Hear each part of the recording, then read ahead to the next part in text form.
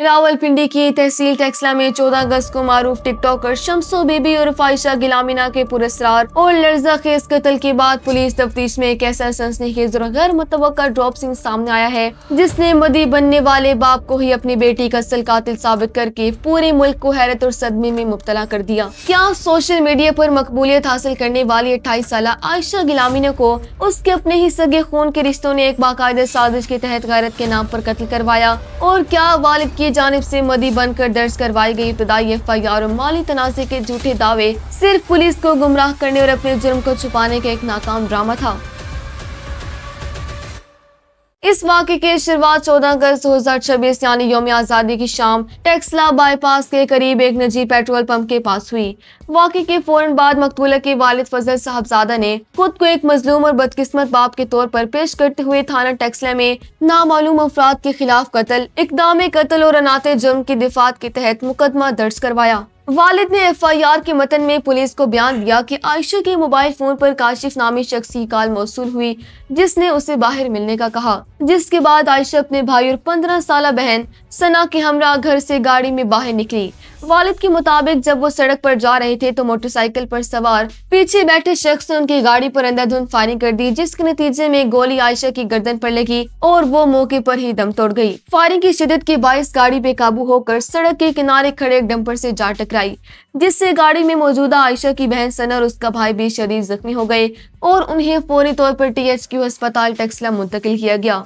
मामले को मजीद उलझाने और तफ्तीश का रुख भटकाने के लिए वालिद ने एक और कहानी घड़ी और पुलिस को बताया कि आयशा का कौसर और जावेद उर्फ शाहीन नामी अफराद के साथ माली लेन देन का तनाजा चल रहा था और इन अफराद ने उसे पहले भी संगीन नताइज की धमकियां दी थी, जबकि आयशा ने इससे कबल इस्लामाबाद में उनके खिलाफ एक शिकायत भी दर्ज करवाई हुई थी। वालिद ने शवा जाहिर किया कि मुमकिन है कि इन्हीं लोगों ने पेशा वराना शूटर्स या किराए कातिलों के जरिए ये हमला करवाया हो। इस कहानी के बाद रावलपिंडी पुलिस की खुसूसी टीम ने टेक्सला, अटक और खैबर पख्तूनख्वा के मुख्तलिफ इलाकों में ऑपरेशन करते हुए 3 मुबैना सहूलतकारों को हिरासत में लिया और कॉल रिकॉर्ड, जियो फेंसिंग और लोकेशन की छानबीन शुरू की ताकि काशिफ नामी शख्स और मशकूक माली तनाजात का हतमी सुराग लगाया जा सके। लेकिन जब रावलपिंडी पुलिस ने सीसीटीवी फुटेज, जदीद टेक्नोलॉजी सीडीआर यानी कॉल डाटा रिकॉर्डर बयानात की रोशनी में हर जाविये से बारीक बीनी के साथ तफ्तीश को आगे बढ़ाया तो तमाम तर सबूतों का रुख उन्हीं घर वालों की तरफ मुड़ गया। Senior superintendent of police operations Rawalpindi Tariq महबूब ने